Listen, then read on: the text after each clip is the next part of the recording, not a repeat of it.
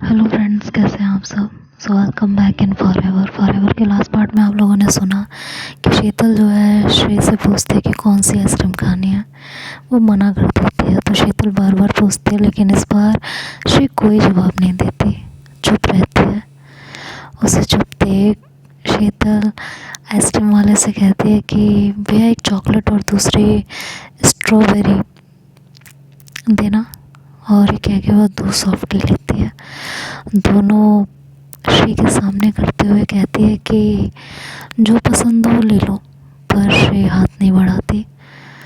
तो शीतल कहती है वैसे पिंक सूट के साथ पिंक आइसक्रीम मैच कर रही है। फिर ये कह के स्ट्रॉबेरी वाली श्री की तरफ बढ़ाते हुए कहती है कि यही लो, तुम्हारे हाथों में पकड़ी हुई और गुलाबी होठों पर लगी हुई अच्छी लगेगी।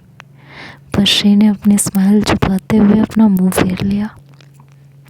शीतल फिर बोली, तुम्हारे छोटे गुस्से की आँच में ये पिघल जाए उससे पहले खा लो ना, और नाराज़ तो मुझसे हो ना, इस बेचारी ने क्या बिगाड़ा है, ले भी लो। श्री अब भी उसकी ओर नहीं मुड़ी तो शीतल उसके सामने जाकर भोली सी दयनीय सी सूरत बनाकर बोली कि देखो बेचारी पिघल बिगड़ कर तुमसे रहम की भीख मांग रही है, प्लीज़ मुझे खा लीजिए इससे पहले कि मैं बर्बाद हो जाऊं, प्लीज़ खा लीजिए, मुझ पर रहम कीजिए। शीतल जिस अंदाज से मुंह बनाकर आइसक्रीम की ओर देखकर ये सब बोल रही थी, श्री को हंसी आ गई। शीतल उसे हंसते देख बोली, ले भी लो यार, पिघल रही है, पैसे भी ख़राब हो जाएंगे, और तुम्हें इतनी पसंद भी तो है, प्लीज़ ले लो, पकड़ो। तो श्री ने चॉकलेट वाली लेते हुए कहा, मैं ये लूँगी, मुझे स्ट्रॉबेरी फ्लेवर पसंद नहीं है। दोनों ने आइसक्रीम ख़त्म की और फिर एक छोर से दूसरे छोर तक घूमते रहे। अपनी आदत से मजबूर श्री ने शीतल के हाथ पकड़ रखे थे। अचानक उसे याद आया तो उसने पूछा कि शीतल, मेरे जाने के बाद हमारी बात कैसे होगी? तुमने कहा था हॉस्टल के फ़ोन पर बात हो सकती है, तो कैसे क्या होगा?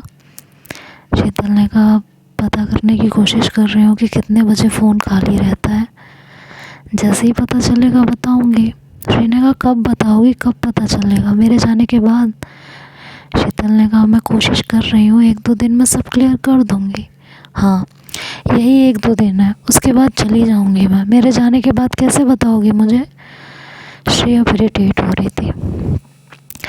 तो शीतल ने कहा, तुम्हारे जाने से पहले पहले बता दूँगी, तुम्हें 1 तारीख को ही नहीं भेज देंगे, अगर भेजा भी तो शाम या रात तक ही निकलोगी ना, तो तुम्हें फ़ोन करके बता दूँगी। श्री ने कहा, पर तुम्हें कैसे बताऊँगी कि मुझे शाम को निकलना है? तुम्हारे हॉस्टल का फ़ोन तो हमेशा बिजी रहता है, पिछले 2-3 दिन से मैंने ट्राई किया है, कितनी बार मिलाया पर एक बार भी नहीं मिला। कल तो रात 11 बजे के करीब भी मिलाया, तब भी बिजी जा रहा था।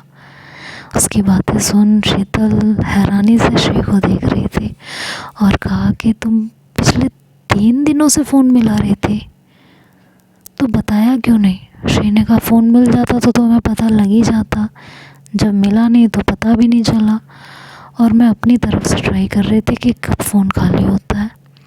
कर लिया ट्राई, पता चल गया फ़ोन कभी फ्री नहीं होता। तो तुम्हारी हॉस्टल की वार्डन भी नहीं रोकती क्या? रात के 11-12 बजे तक फ़ोन बिजी रहता है, वो कुछ कहती नहीं क्या लड़कियों को?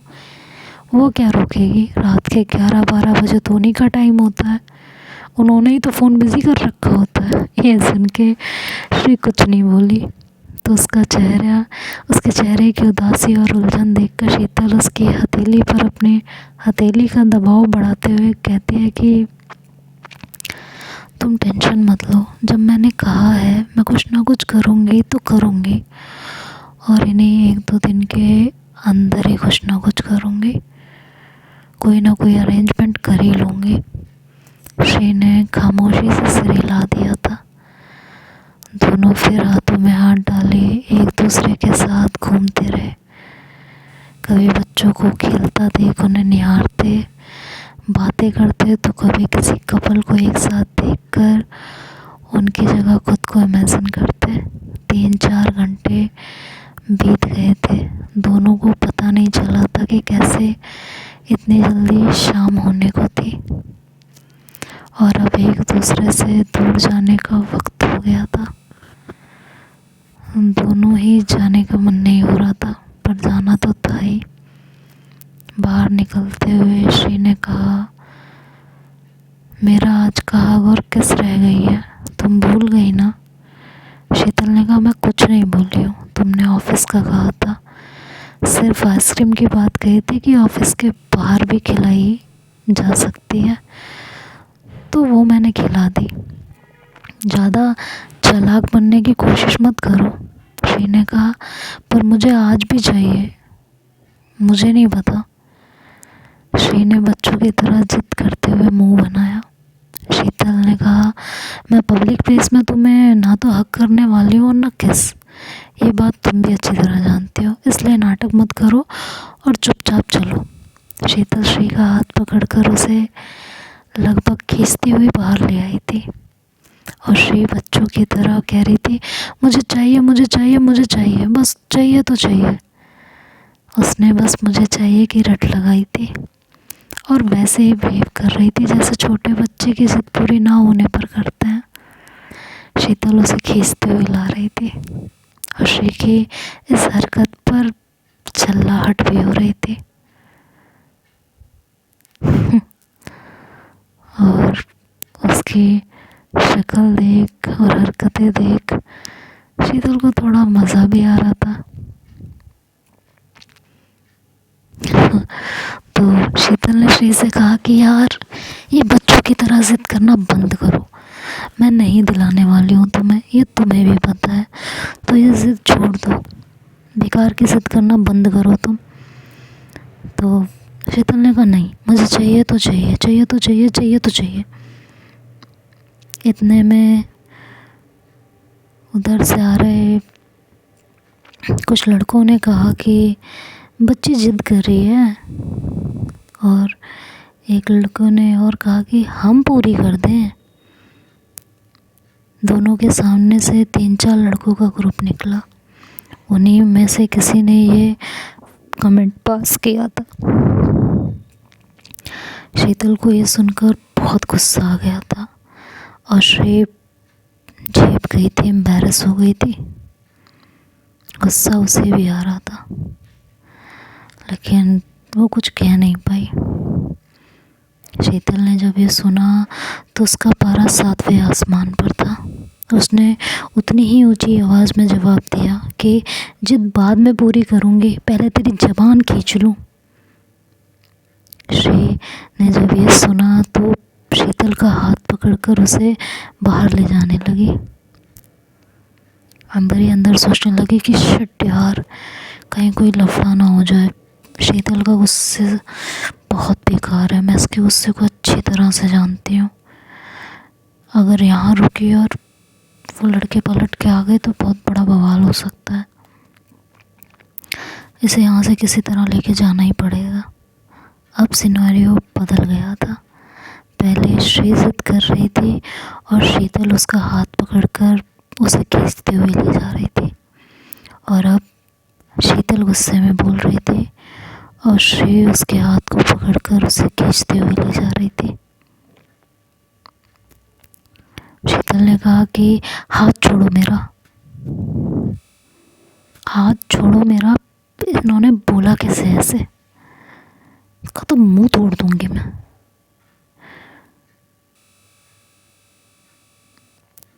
तो श्री ने कहा कि प्लीज़ बात को मत बढ़ाओ और चलो चलो यहाँ से, और उसका हाथ पकड़कर उसे खींचने लगी।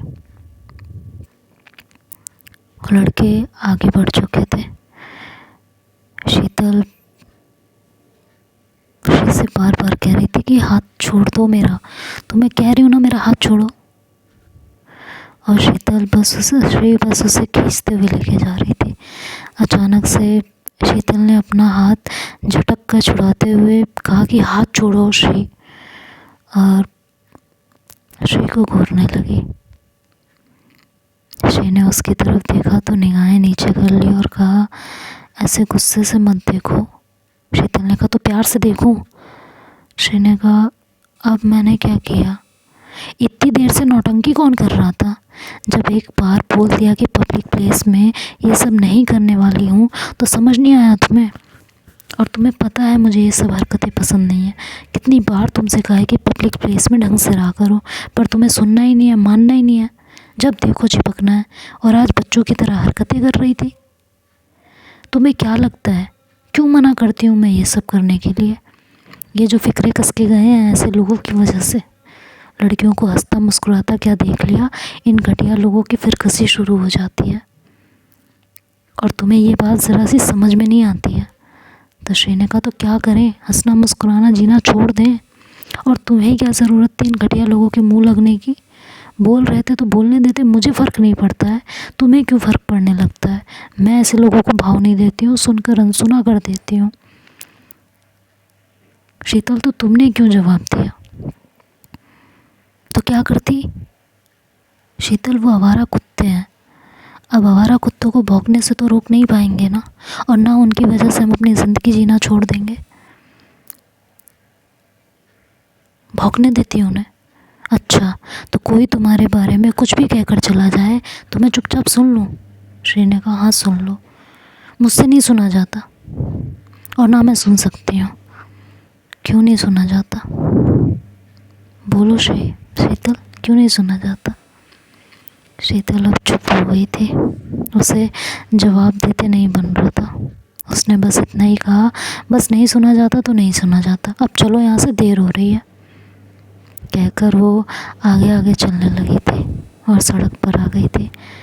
श्री उसके पीछे पीछे आ रही थी और पूछ रही थी कि शीतल ऐसे नहीं चलेगा, जवाब दो कि क्यों नहीं सुना जाता है, मुझे इस बात का जवाब चाहिए। तो शीतल ने कहा मेरा दिमाग मत ख़राब करो, वैसे ही ख़राब है, ऑटो पकड़ो और घर जाओ। श्री ने कहा कि नहीं, मुझे पहले जवाब चाहिए कि अगर कोई मेरे बारे में कुछ कहता है तो तुमसे क्यों नहीं सुना जाता है। अगर तुम इस बात का जवाब दोगी तो ही मैं यहाँ से जाऊँगी, नहीं तो नहीं जाऊँगी। शीतल ने कहा फिर तुम बच्चों जैसी जिद कर रही हो यार, क्यों मेरा मूड ख़राब करती रहती हो, क्यों तुम्हारा बचपना ख़त्म नहीं होता है? शीतल बहुत तेज़ आवाज़ में चिल्लाई थी। श्री थोड़ी देर के लिए खामोश हो गई थी। देखते हैं अब क्या होता है, क्या श्री की आंखों से फिर से आंसू बहेंगे या कुछ और होगा, ये तो नेक्स्ट पार्ट में सुनेंगे। तब तक के लिए बाय बाय, टेक केयर।